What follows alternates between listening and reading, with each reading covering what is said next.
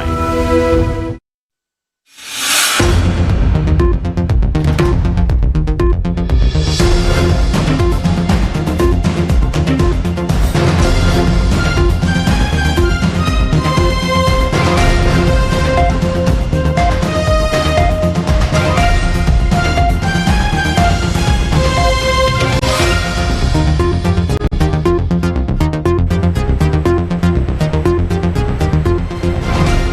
What's happening around the world and what's happening here at home?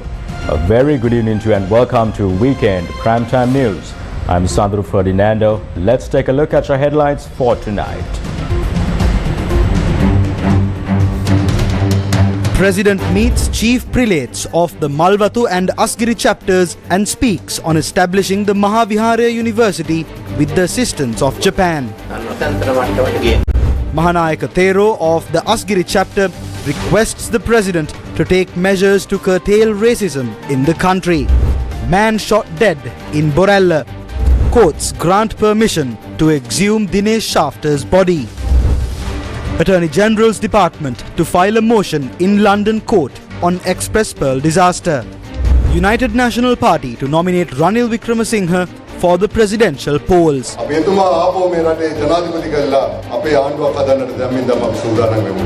Sri Lanka witnesses the grand finale of the Voice Sri Lanka 2023.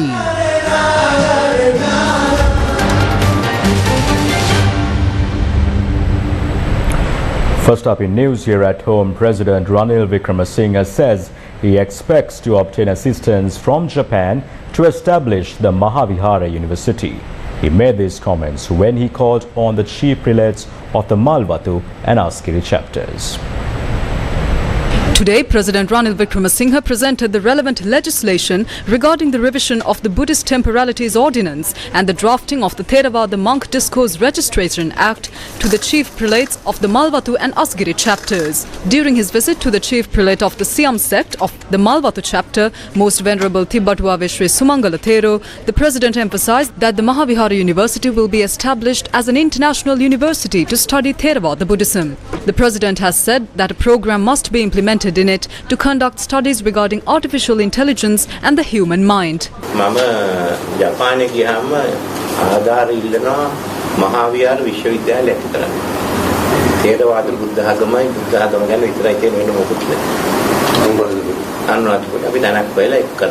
ඒකත් ජාත්‍යන්තර මට්ටමට ගේනවා. අපි එතෙන්ට ගෙනල්ලා ඒක තේමාව කරගෙන අරමු. තාමම බෙල තායිලන්තයේ මියන්මාවටත් මෙතෙන්ට එන්න කියන්නේ. The Mahanayaka Theros have emphasized the importance of enacting the proposed Tripitaka Conservation Act and the Buddhist Publications Regulatory Act as soon as possible. The President has urged the Secretary of the Ministry of Buddha Sasana to take necessary measures concerning the matter. Afterwards, the President visited the Mahanayaka of the Asgiri chapter, Most Venerable Varakagoda Sri Jnanaratana Thero. According to the President's media division, the Mahasangha, including the Mahanayaka Thero, praised the President for creating the social background necessary to celebrate the Vesak festival on a grand scale. Mahanayaka of the Asgiri chapter had handed a letter to President Ranil Wickremesinghe highlighting the importance of ensuring the renovation activities of historic temples around the country, including the ones in the north and east.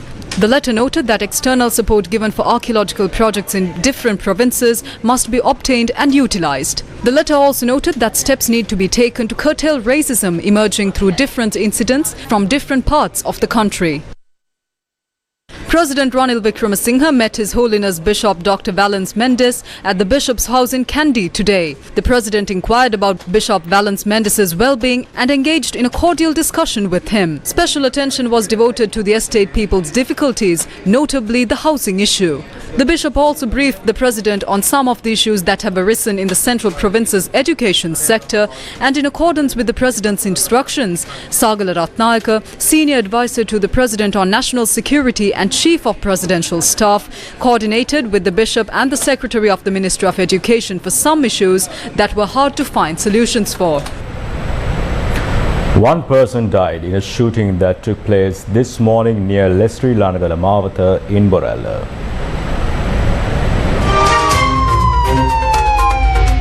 Crime Watch. The shooting took place at around 6 a.m. this morning in front of the railway crossing near Leslie Ranagala Mawatha in Borella. Sri Lanka police said 2 unidentified motorcycle gunmen had opened fire at the victim, who was also on a motorcycle, and then fled the scene.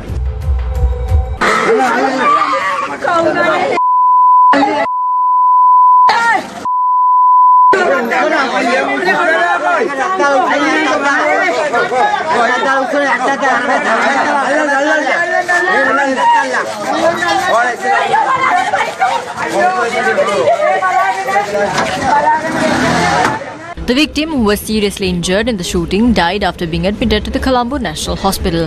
The deceased, a 53-year-old man named Sanjeeva, was a resident of Inturugolla, Vidanarachi in Kalaniya. The police said that it has been revealed that he is a person who owns a company that provides office cleaning services. Police further said that the person was arrested as the first suspect in the murder of Major Tuan Nisham Muttalif on 31st of May 2005 and was released after 5 years in prison. The reason for the murder is yet to be revealed.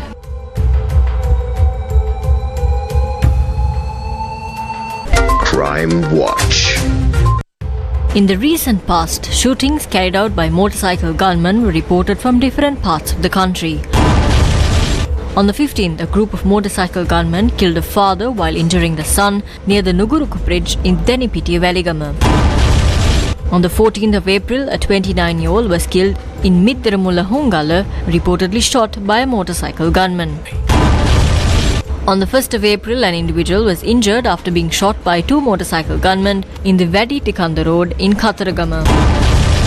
On the 18th of March, an individual was killed in the Paramananda Road in Kotahena by 2 motorcycle gunmen.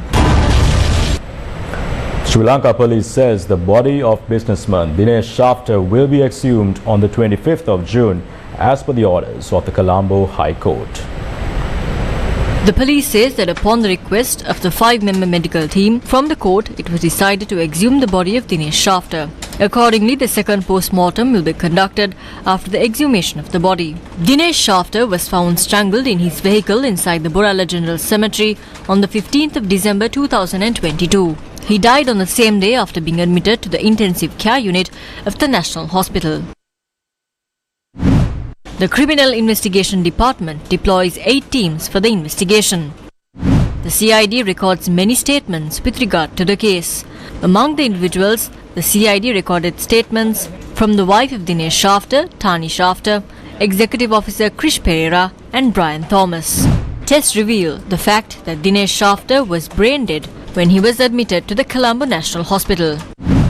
The CID inquires judicial medical officers whether the death could be a suicide. The medical officers pointed out that evidence at the scene has been destroyed. Whether or not he was murdered cannot be scientifically confirmed. Court grants permission to obtain evidence at the location, including blood samples to put to a DNA test. The court orders the Colombo Chief Forensic Medical Officer and the Government Forensic Officer to preserve the biological samples of Dinesh Shafter safely without destroying them. The Criminal Investigation Department records statements of 140 individuals in suspicion of the connection with the murder. It's been 5 months since the murder of Dinesh Shafter. The killers are yet to be arrested. A broad discourse regarding the country's education has now emerged in the entire society due to the shortage of teachers reported from many parts across the country. The Ministry of Education says that there is a shortage of about 40,000 teachers in the country. What is the shortage of teachers? There's a shortage of 40,000 teachers across the island. A higher shortage is observable for subject teachers of science, mathematics, English and information technology. The shortage can be categorized under provinces and national schools.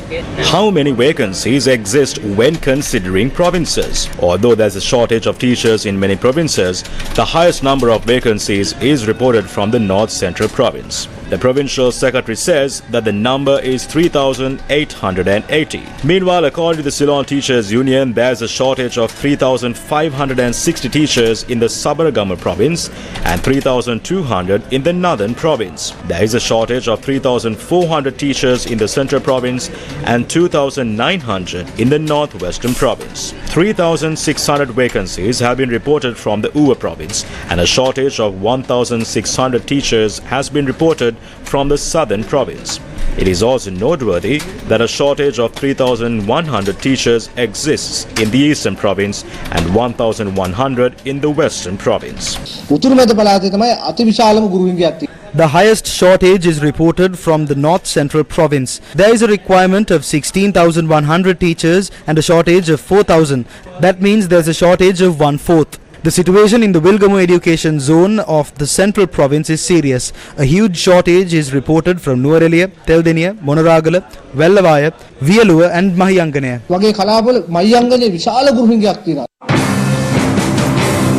'What is the cause for this issue?'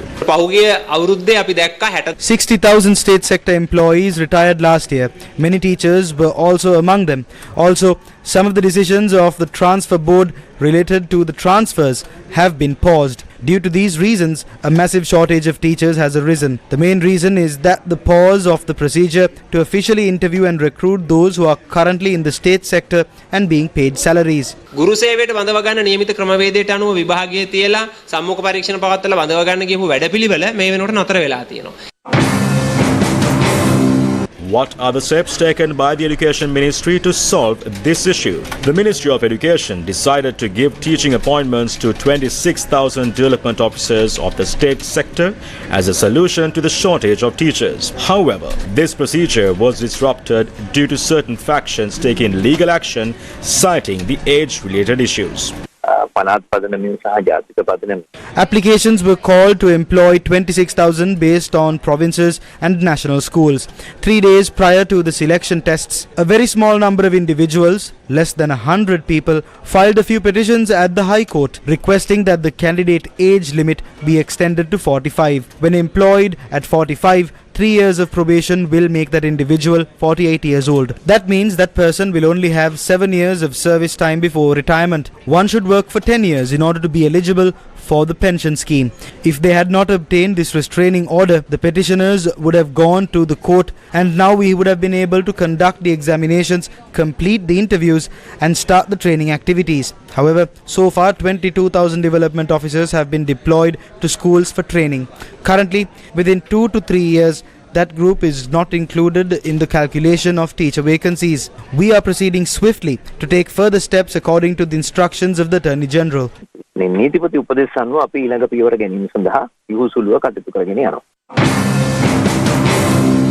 What are the swift measures taken by the ministry in this regard? The Ministry of Education has decided to appoint 7,800 college teachers on the 15th of June with the aim of providing quick solutions to the teaching vacancies that exist throughout the island. These teachers will be assigned to national and provincial schools. Meanwhile, interviews related to 4,718 principal vacancies are scheduled to start on the 22nd. About 8,000 applicants have come forward and arrangements have been made to give appointments to the selected group in July. Meanwhile, the Ministry of Education has decided to give appointments to 532 graduates. Apart from this, the ministry is also working to recruit graduates for the subjects of science, technology and language. News first with the people. Sirius TV that brought reality television to the homes of Sri Lankans are providing, or rather proving, the status yet again. As you are watching tonight's bulletin, the grand finale of the Voice Sri Lanka 2023 is currently taking place at Stein Studios in Ratmalana.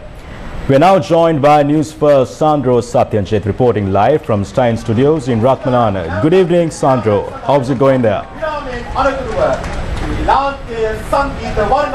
Good evening to you as well, Sandro. You're here with me. You're witnessing the epitome of reality television's experience here in Sri Lanka, the grand finale of the Voice Sri Lanka. Now, Sandro, as you can see here, the audience is on their feet. They're excited and their contestants are ready to be vouched because one of them is vying to take the top spot here at the grand finale of the Voice Sri Lanka. Now you'll stay tuned to find out, but at the same time you can vote for your favorite singer as well. TVS space the number and send it to 7788. Now there's 5 coaches all being ready to give up their ready to sacrifice, ready to compete friendlily, because this is the epitome of reality television. We're here at the Stein Studios, a legendary, state-of-the-art, one-of-a-kind studio here in South Asia as well, where dreams come true. There's 5 top contestants after almost a year of preparation. They've come here today vying for the top spot. It's the excitement, it's a lot of excitement here, all the finesse taking here to one final stage, the international stage of The Voice Sri Lanka. Coming to you live from Stein Studios, Ratmalana, I am Sandro Sathajit. Over to you, Sandro. Thank you, Sandro. And with that, we move on to a short commercial break. Stay tuned. Insurance කොහෙද තියෙන්නේ? Supermarket එකෙන් වගේ තෝරලා බේරලා ගැලපෙන මේ insurance එක අරගන්න නම් මේ තියෙන ඉන්ෂුරන්ස් සුපර්මාකට් එක. ඉන්ෂුරන්ස් එක ගන්නවා නම් ඉන්ෂුවමි එක්ක කතා කරන්න. ශ්‍රී ලංකාවේ ඉන්ෂුරන්ස් සුපර්මාකට් එක insuremi.lk. In a joint statement on Sri Lanka, the G7 leaders welcomed the launch of the creditors' meeting for Sri Lanka under the 3 co-chairs France, India and Japan, who look forward to a swift resolution as a successful model for future multilateral efforts to address middle-income countries' debt issues. The G7 leaders also stressed the importance of private creditors providing debt treatments on terms at least as favorable to ensure fair burden sharing in line with the comparability of the treatment principle. The G7 leaders said the group remained concerned that serious challenges to debt sustainability are undermining the progress towards the SDGs and low and middle income countries that are disproportionately affected by Russia's war of aggression against Ukraine and wider global challenges. Sri Lanka's Attorney General's Department said that the country will be bound to comply with the compensation limit claim ruling by a UK court, even though it filed a lawsuit in Singapore for compensation for the environmental damage caused by the Express Pearl maritime disaster. According to the Attorney General's Department, the compensation limit claim ruling by a UK court will apply to the lawsuit filed in Singapore. The Attorney General's Department said that it will file a motion with the London court regarding the compensation limit claim and will seek advice from UK legal experts for this purpose. In addition, the Attorney General's Department said that the allegations made by certain individuals and groups regarding the filing of a lawsuit in Singapore for compensation for the environmental damage caused by the Express Pearl maritime disaster are unfounded and baseless. It added that referring to the case to the Singapore International Commercial Court is a matter undertaken by the High Court, which is already examining the case, and that it is a matter subject to the laws of Singapore. The originating claim pertaining to the claim's action on merits of the Express Pearl incident was filed in the General Division of the High Court of Singapore, and a case conference hearing was taken up before the General Division of the High Court of Singapore on May 15, 2023. A further follow-up on the said case conference has been scheduled for the 1st of June 2023, when the decision of the Sri Lankan government will be announced. The Attorney General's Department said that the Marine Environmental Protection Authority was instructed to make several amendments to the compensation claim. The Centre for Environmental Justice convened a media briefing today. If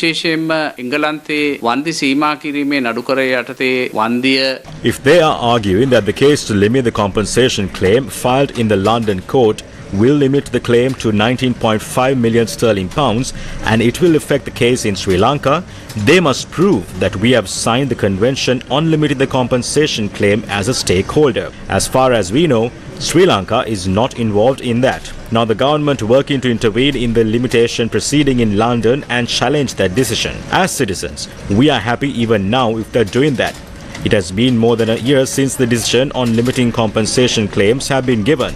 It is a huge time frame. Are our authorities working on this now? Why are they late? We are questioning whether these attempts will be successful with this delay. Moreover, on the 1st of June, the Sri Lankan government is to decide whether or not the case in the Singaporean court could be transferred to the Singapore Commercial High Court. If that is true, It shows the government had not taken the right decision in the beginning and now they are changing their decisions. This is creating certain fears among the people. This press release speaks about redoing the compensation report. Why are they talking about redoing the compensation report now without even letting the expert committee go near the ship? They did not even provide the bottles needed to transport the samples to the relevant factions. These authorities are now rushing to redo the compensation claims. This indirectly shows that they made a mistake in making the report. Why have these errors taken place? If these errors happen from the government side, those responsible must be brought before the law immediately. මෙවැනි දෝෂ ඇයි සිදුවුනේ? මෙවැනි දෝෂ සිදුවලා තියෙන රජයේ පාර්ශවයෙන් නම් වගකියුතු සියලු පාර්ශවයන් මම හිතන්නේ නීති ඉදිරියට ගෙනිය යුතුයි. Foreign Minister Ali Sabri summoned the Canadian High Commissioner Eric Walsh to the Ministry of Foreign Affairs on the 19th of May 2023 and condemned and rejected outright the statement issued by the Canadian Prime Minister Justin Trudeau on the 18th of May 2023. On the 18th of May, Canadian Prime Minister Justin Trudeau in a statement said Canada will not stop advocating for the rights of the victims and survivors of the conflict. On the 18th of May, Justin Trudeau said, quote, "Today, we reflect on the tragic loss of life during the armed conflict in Sri Lanka, which ended 14 years ago. Tens of thousands of Tamils lost their lives, including at the massacre in Mullawaikal, with many more missing, injured or displaced. Our thoughts are with the victims, survivors and their loved ones who continue to live with the pain caused by this senseless violence." End quote. Foreign Minister Ali Sabri summoned the Canadian High Commissioner Eric Walsh to the Ministry of Foreign Affairs on the 19th of May and condemned and rejected outright the statement issued by Canadian Prime Minister. Minister Sabri stated that politically motivated statement was divisive and was issued for domestic political consumption in Canada. He observed that the inaccurate and provocative allegations in the statement will lead to polarizing Sri Lankans at this particular juncture, and the government is working towards economic stability, peace and reconciliation for all. Sri Lanka's High Commissioner to India, Milinda Morogoda, met with the Minister of Power and New and Renewable Energy of India, Sri Rajkumar Singh, in New Delhi on the 18th of May to discuss ways and means of further enhancing cooperation with India in the power and renewable energy sector. The Minister of Power and New and Renewable Energy of India and the High Commissioner of Sri Lanka discussed a range of issues pertaining to bilateral cooperation in the power and renewable energy sector, including the grid connectivity between Sri Lanka and India. The discussion particularly focused on the ways and means to deepen and broaden the long-term strategic cooperation in the sector. Views on the future presidential election were expressed at the United National Party's Mahara Electoral Conference. Deputy Leader of the UNP Ruwan Wickremesinghe and General Secretary of the UNP Palitharange Bandara attended the event. During the next election, which is the presidential election, you will be able to witness the stories you read in school on the Gurugola battle and the battle between Guttila and Musila. During the first quarter of next year, we can expect the presidential elections. When the presidential elections are taking place, we will be able to witness what happens to Musila in the Guttila-Musila battle. Because of this, gave him the opportunity to come forward. Your leader did not run away, nor did he hide. He took the responsibility to bring the country to the current status. The UNP is still here and will move forward because of such a proud leader.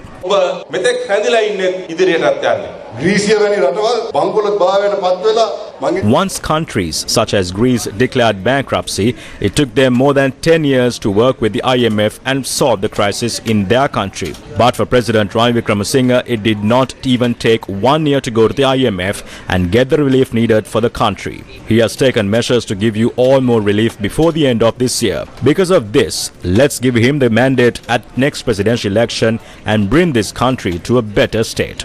When a new government is created, the United National Party plays a major role in it. Let's all prepare to gain more strength as a party, make Ranil Wickremesinghe president once again, and make a government of our own.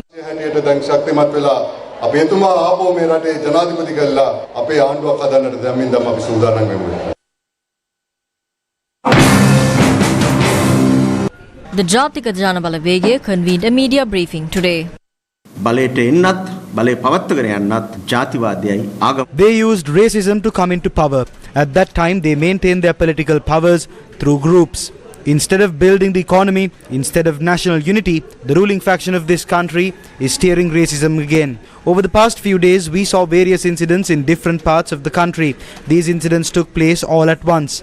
It is evident that the rulers are trying to sweep the real issues under the carpet and bring up racism and bigotry to burden the people with these problems. There is definitely an invisible hand behind this. This has been the same in the past as well.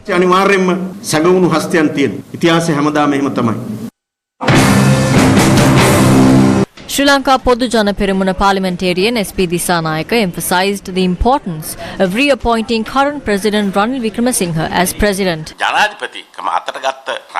President Ranil Wickremesinghe, who took over the presidency, was able to fully control the situation. The police didn't help, the army didn't help when his house was burnt. It was a very dangerous incident. It was with our vote that President Ranil Wickremesinghe became Prime Minister. It was with our party's vote that he became President. I personally think that Ranil Wickremesinghe serving another term as President would benefit the country and enhance the economic development of the country.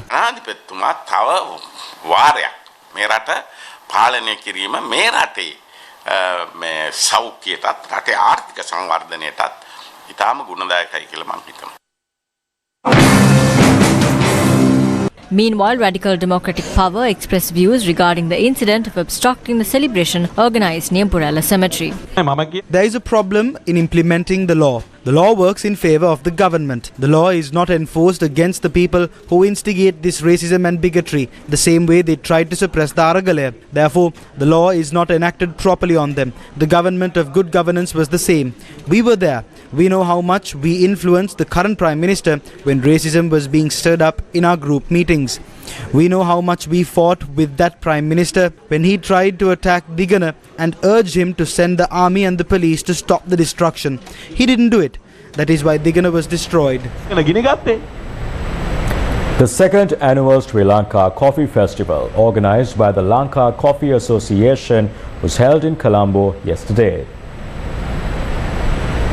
The second annual Sri Lanka Coffee Festival, organized by the Lanka Coffee Association, which was held in Colombo on Friday, recognizes the significantly growing coffee sector in Sri Lanka. This year's festival aims to bring together Sri Lanka's coffee enthusiasts to a common space to celebrate the progress made by the industry and to discuss on the future potential for growth of the coffee industry.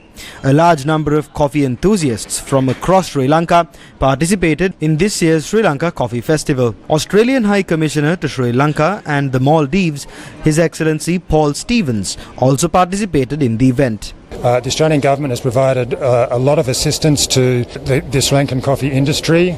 As we know, the Sri Lankan coffee industry was one time an extremely important sector for Sri Lanka, and we believe that it can become a really important sector for Sri Lanka again. We have provided through the market development facility a lot of support to small-scale agriculture producers in order to help them produce new forms of coffee that can help meet a market demand both in Sri Lanka but also potentially as an export product for Sri Lanka. So with Sri Lanka's economy being in a position where it needs to find new markets, it needs to find new products to export, we think there's a huge amount of potential that can be achieved through coffee.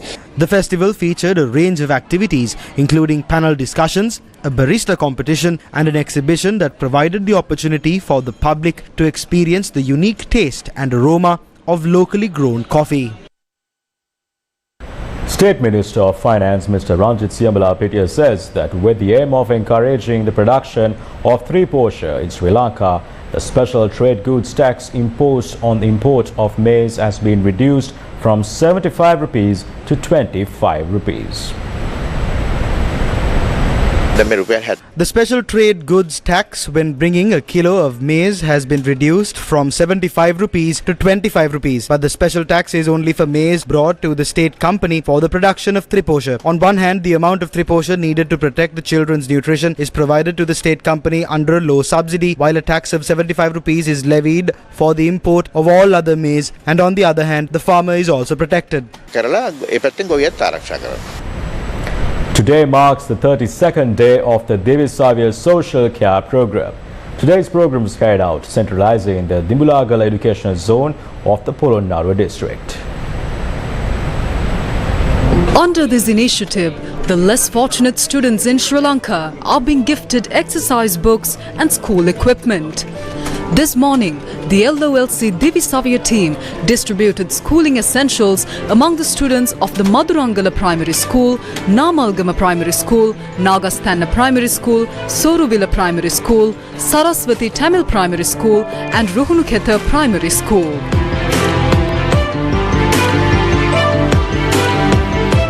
The Divisiva program is being carried out with the blessings of the Ministry of Education and is supported by the LOLC group.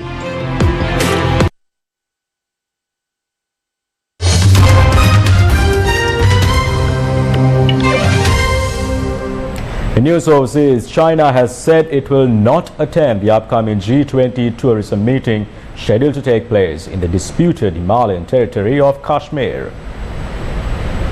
China and Pakistan have both condemned India for holding the event in the Muslim-majority Kashmir, a region that has been disputed between New Delhi and Islamabad. Both countries claim the region in its entirety, but only govern parts of it. They have fought 3 wars since independence from the United Kingdom in 1947 over Kashmir. India, which holds the chair of G20 this year, has organized a series of meetings across the country in the run-up to the summit in New Delhi in September. Spokesperson of the Chinese Ministry of Foreign Affairs, Wang Weibin, said China is firmly opposed to holding any kind of G20 meetings in disputed territory and will not attend such meetings.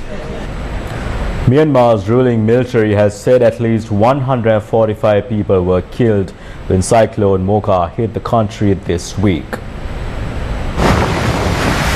The impoverished western state of Rakhine bore the brunt of the storm that on Sunday tore down houses, communication towers and bridges with winds of up to 210 kilometers per hour and triggered a storm surge that inundated the state capital. The military government said in a statement on Friday that as of May 18th, a total of 145 people have been found dead, including 91 in camps for internally displaced people. Earlier this week, it had said 3 people were killed by the storm. However, a humanitarian group working in the affected area said hundreds had been killed. The United Nations and other non-governmental organizations said relief efforts were stalled as they awaited permission from the military to deploy personnel and much-needed food, water and medical supplies to the affected regions. The UN said at least 800,000 people are in need of emergency food aid and other assistance. Meanwhile, Russia has banned 500 prominent US nationals from entering the country in response to the latest round of sanctions announced by Washington. The 500 Americans include former United States President Barack Obama and late-night television host Stephen Colbert. According to a statement from Russia's Ministry of Foreign Affairs, Russia on Friday announced it was banning 500 Americans, many prominent figures of US executive power, from entering the country in response to the regularly anti-Russian sanctions imposed by the Joe Biden administration. The list includes Barack Obama, former US Ambassador John Huntsman, several US senators, and the next expected chairman of the Joint Chiefs, Charles Q. Brown Jr. The rambling list of names also includes American late-night TV hosts Jimmy Kimmel, Stephen Colbert, and Seth Meyers. The statement also added, quote, "The attached list of 500 people also includes those in government and law enforcement agencies who are directly involved in the persecution of dissidents in the wake of the so-called storming the Capitol," end quote. On January 6, 2021, scores of supporters of former US President Donald Trump sought to stop Joe Biden's certification as president and attack the US Capitol.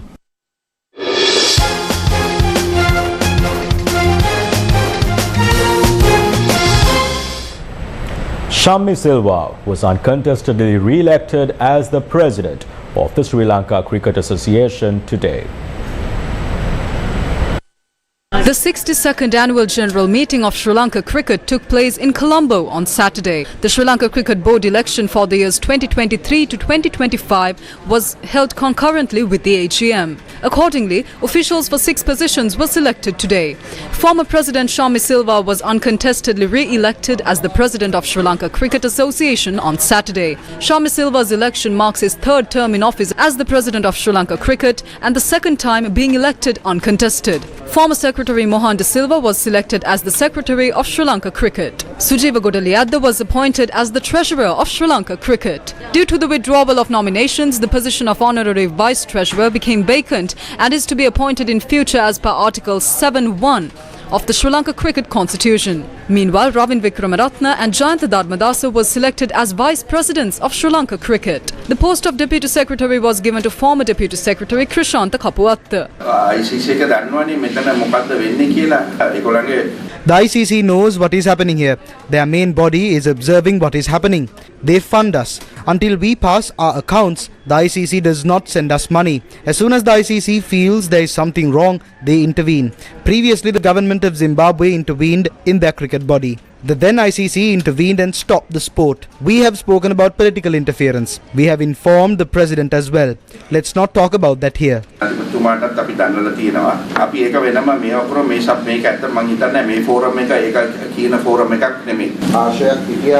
ඔබතුමාට චෝදනා එල්ල කරා ඔවුන් ප්‍රතිවාදීන් විදියට. ඒ නිලවරෙන් පස්සේ ඒ යමනාප මොකුත් නැතුව ඔවුන් එකතු කරගන්න අදහසක් තියෙද ඔයගොල්ලන්ගේ හොඳ වැඩවලට. We are not against anyone. We want to gather the best cricketers in the country and uplift the sport. This is not our private property. අම්මගේ තාත්තගේ පුදලයක් නෙමෙයි අපේ. ඉතින් ඒකින්ද මේක අපිට ඕන අපිට ක්‍රිකට් එක උඩට ගන්නයි අපිට ඕන. The President of Sri Lanka Cricket expressed views regarding the hosting of the Cricket World Cup. To our executive committee, we had a discussion. We want to get a missed World Cup opportunity again. We missed the World Cup, holding a World Cup alone because of bad presentation by the certain people. Because if we had the 5 grounds, we would have held the World Cup 2026 in Sri Lanka. But because of we gave a proposal to build another grounds, squashed by the few people. So now because of that we lost. The country lost. So in time to come, I want to Sri Lanka to get few more World Cup tournaments in Sri Lanka to host it.